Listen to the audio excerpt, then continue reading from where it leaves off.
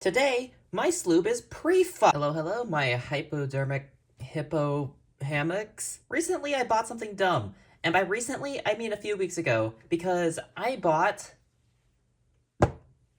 this. Now, if you don't know me, you're probably wondering, why is this such a bad thing? Why is it such a bad choice to buy it? Well, I happen to have astronomically low luck when it comes to squid. Absolutely low. When I rolled for luck with squid, I got a nat 1 or something because I seem to get the worst products from squid every time I buy brand new, and even secondhand it happens.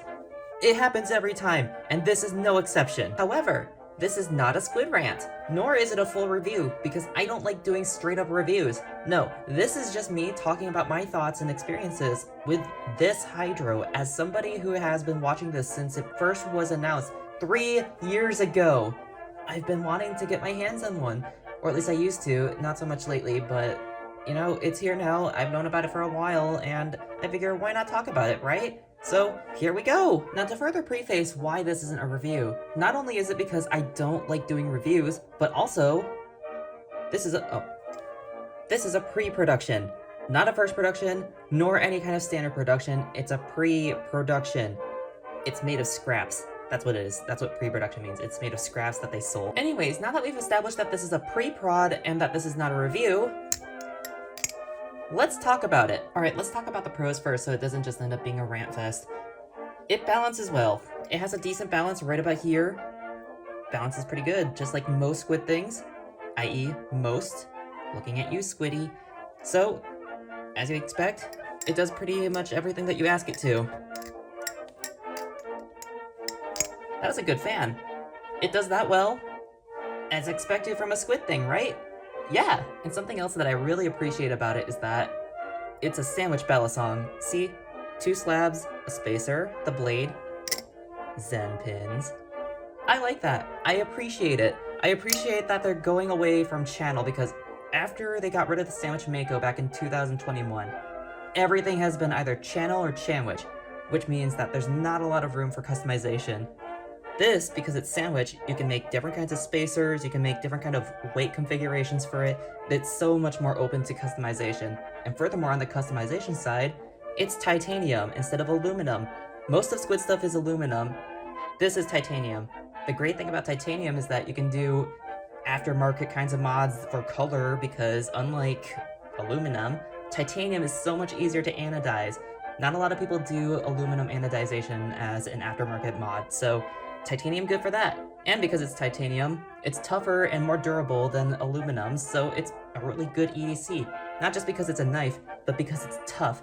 I use this in the greenhouse all the time. It's really good for stuff like cutting plants for that reason. I do like that. Now, if you haven't noticed, my hands are a little bit smaller than the average flippers. Girl problems. So this might not apply to as many people. However, I really appreciate that the hydro, is a little bit on the smaller side. In fact, it's got similar dimensions to a squid trainer. It's got a similar length, blade and handle wise at least, and I do like the squid trainer's size. However, I tend to find that the squid trainer is a little bit too chunky for my taste. This, however, if you can see here, slimmed down just enough that it feels much more comfortable in the hands for me, because this, I don't enjoy flipping it that much. This thing is slimmer, and it has a good dimension to it, for my taste at least, and also, because it's generally lighter, it tends to respond better for things like ricochet-related tricks. If I was better at flipping, I could show that off better, but hey, good enough, right? And speaking of things that most people are probably not going to be applied for, I personally like that this thing has very little sound to it when it's flipping. And I know that a lot of people in this community seem to like things that have a lot of sound, like ringing, clacking, stuff like that. I prefer a bali-song that has little to no sound if possible, and this kind of fits that. It's quieter, it's less obnoxious when I'm flipping it, and I just generally appreciate that for this thing. In fact, here, let me give you a sound test.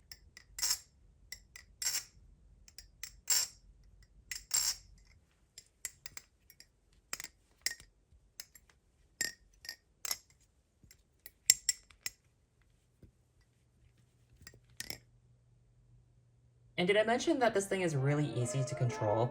Alright, and that's the pros. Let's get on to the cons, shall we? And for the first con, let's address something that's actually a major performance issue with this thing. Alright, so you can see, Normal flat blade, normal flats, it's nice and smooth, has a good surface grind, but if you flip it over to the other side... Oh, what's that? What's that in the glare? Oh, are those mill lines? It's not an even blade. Where's my surface grind on this side?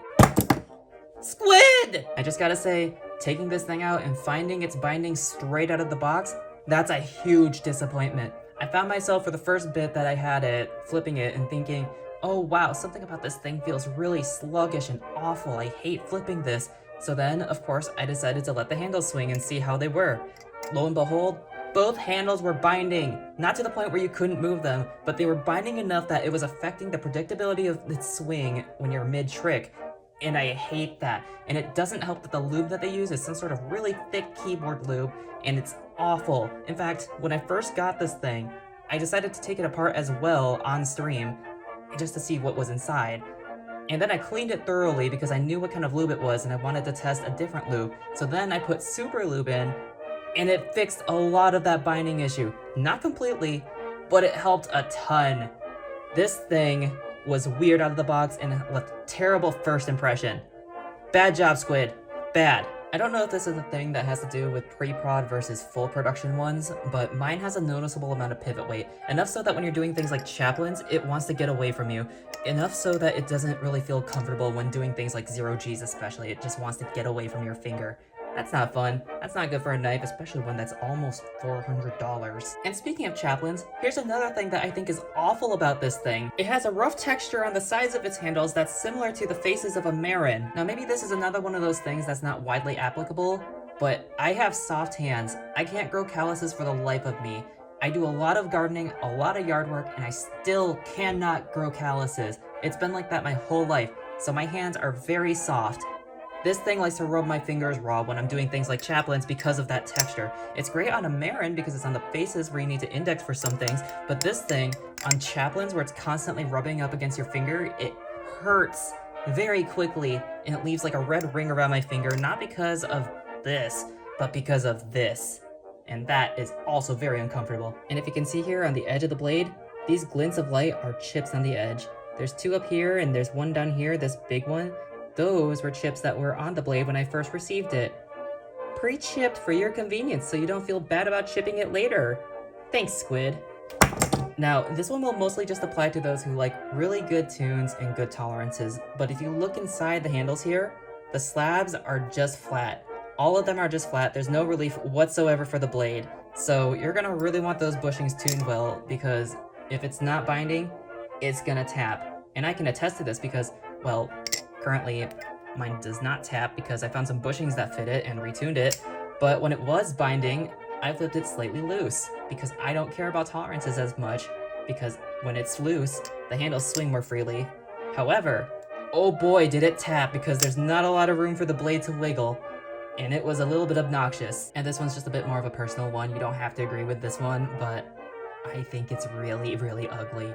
Not because of its shape for the most part, but because, well, part of the blade shape I think it's ugly, but the cutouts, which are water jet cut, are very uneven both here and on the handles, so it looks a little bit jagged and ugly, which I think is a little bit more objective.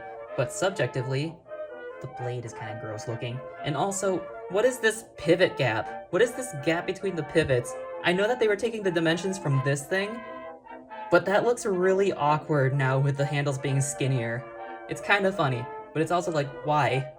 What are you doing? Now this one is probably just me, I fully own up to that. But I think Ultim is one of the worst choices they could have gone with for the spacers. It's one of the ugliest plastics. I mean, it looks like yellowed plastic. It looks like a Game Boy Color, one of those clear transparent ones that your sibling left out on a windowsill and it yellowed because of the sunlight. It's just gross looking, I hate it.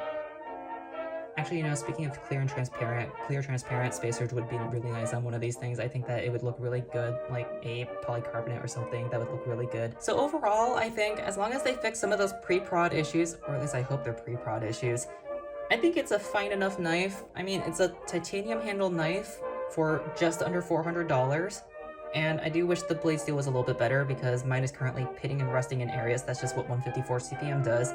But it's fine for its price range. I think it's good. It flips well, it works well, it's sharp, really sharp. But you know, I'm still a little bit salty about mine at least, because with the objective flaws mine has, it was only a $20 discount from the full production ones. That's a little bit disappointing. So anyways, that's it for now. I hope you enjoyed. I just wanted to talk about the pre-prod hydro a bit. Again, to reiterate, this is not a review. I just wanted to talk about this thing. The full production and first productions are going to have better QC and less jank than this thing, I hope. So if you've watched until this point, consider subscribing, I guess. And thank